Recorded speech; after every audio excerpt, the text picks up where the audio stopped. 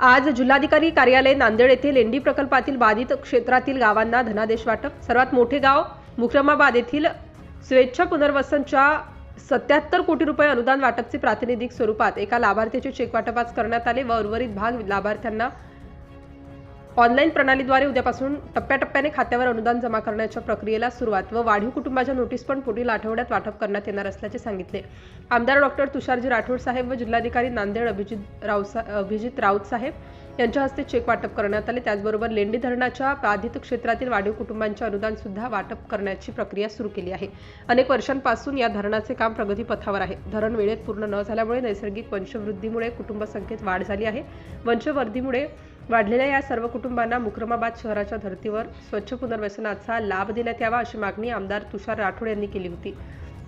शासनाने ही मागणी मान्य करत 130 कोटी रुपयांच्या निधीस मंजुरी दिली होती। या निधीपैकी 57 कोटी रुपये अग्रिम रक्कम विभागास प्राप्त झाली होती। ही रक्कम वाढीव कुटुंबातील लाभार्थ्यांना अदा केली गेली। आमदार डॉक्टर तुषार राठोड यांच्या प्रयत्नातून उर्वरित 73 कोटी रुपये नुकतेच मंजूर झाले।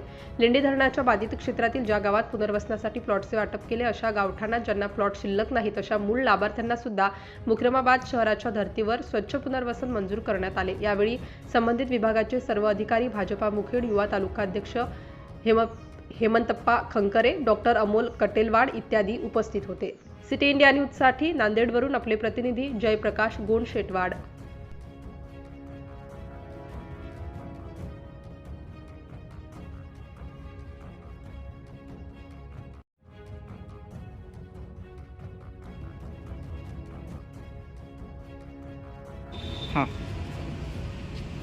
मुखेड तालुक्यातील लेंडी धरणाच्या बाधित क्षेत्रातील सर्वात मोठे गाव मुक्रमाबाद या गावाचा पुनर्वसनाचा प्रश्न मागील अनेक वर्षापासून प्रलंबित होता। मुक्रमाबाद हे गाव या धरणातील सर्वात मोठे गाव असल्यामुळे त्यासाठी लागणारी जमीन संपादित होऊ शकली नाही आणि केवळ त्यामुळे या गावाचे पुनर्वसन होऊ शकले नाही। त्यामुळे विशेष बाब म्हणून या गावातील नागरिकांचे पुनर्वसन न करता त्यांना स्वच्छ पुनर्वसनाचा लाभ द्यावा अशी मागणी मी मागच्या सरकारमध्ये शासनाकडे केली।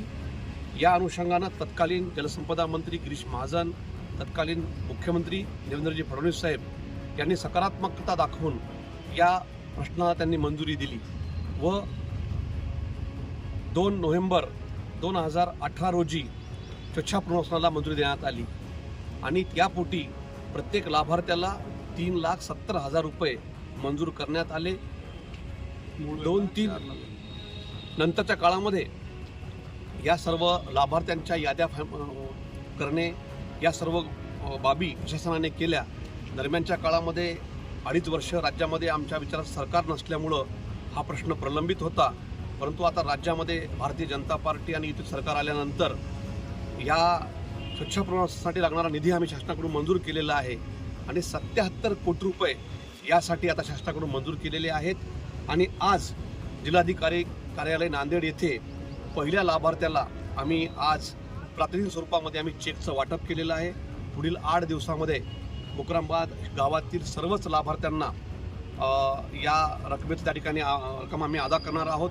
त्यांच्या अकाउंटमध्ये हे सर्व पैसे पुढच्या आठवड्यानंतर त्या ठिकाणी यायला सुरुवात होईल आणि हा प्रश्न त्या ठिकाणी आम्ही निकाली काढलेला आहे। याचबरोबर लेंडी धरणाला त्या कामाला अनेक वर्ष विलंब झाल्यामुळं नैसर्गिक वंशवृद्धीमुळं प्रत्येक कुटुंबामध्ये कुटुंबांची संख्या वाढलेली आहे।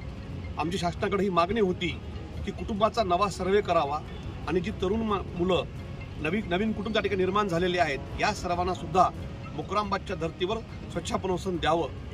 जवळपास 3,500 अशी कुटुंब संबंधित विभागानं त्या ठिकाणी सर्वेक्षण केलेलं आहे आणि यापोटी 130 कोटी रुपयाची मागणी आम्ही शासनाकडे केली होती। देवेंद्रजी फडणवीस साहेब सध्या जलसंपदा मंत्री म्हणून काम करत आहेत, ते राज्याचे उपमुख्यमंत्री आहेत आणि त्यांनी ही संचिका त्यांनी मंजूर केली। 130 कोटी रुपये मंजूर केले। या कामासाठी त्यांनी 57 कोटी रुपये आम्हाला अग्रिम दिले होते। याचं वाटप यापूर्वीच आम्ही केलेलं आहे। आता राहिलेले 73 कोटी रुपये शासनानं आम्हाला अदा केलेले आहेत आणि आज आम्ही याही चेकचं आम्ही या ठिकाणी वाटप केलेलं आहे। पुढील काही दिवसामध्ये लेंडीच्या बाधित क्षेत्रामधल्या 11 पैकी 11 गावामध्ये जेवढे आम्ही वाढीव कुटुंब त्या ठिकाणी आम्ही आयडेंटिफाय केलेले आहेत या सर्व वाढीव कुटुंबांना त्या ठिकाणी या रकमेचं त्या ठिकाणी चेक आम्ही अदा करू, ही रक्कम त्याच्या खात्यामध्ये आम्ही जमा करू. आणि याचबरोबर मागच्या काळामध्ये बाधित क्षेत्रामधल्या ज्या गावांचं पुनर्वसन केलं गेलं, त्या ठिकाणी प्लॉटचं वाटप केलं गेलं, त्या ठिकाणी मूळ कुटुंबांची संख्या जास्त होती, परंतु गावठाणामध्ये त्या ठिकाणी प्लॉटची संख्या कमी होती. अशा मूळ गावठाणामध्ये प्लॉट कमी असल्यामुळं वंचित राहिलेल्या कुटुंबांना सुद्धा मुक्रामबादच्या धर्तीवर स्वच्छ पुनर्वसनाचा लाभ द्यावा असा शासन निर्णय आम्ही त्या ठिकाणी पारित केला. आणि यापोटी 3,70,000 रुपये याही 11 गावामधल्या वाढीव कुटुंबांना आम्ही देणार आहोत. आणि ह्या कुटुंबासाठी आम्ही 16 कोटी रुपये ठिकाणी मंजूर केले होते. प्रामुख्याने इडग्याळ, पमू, वळंकी, कोल्हूर ही गावे याच्यामध्ये लाभार्थी आहेत. या सुद्धा लाभार्थ्यांना या ठिकाणी आता आज आम्ही चेकचं वाटप केलेलं आहे.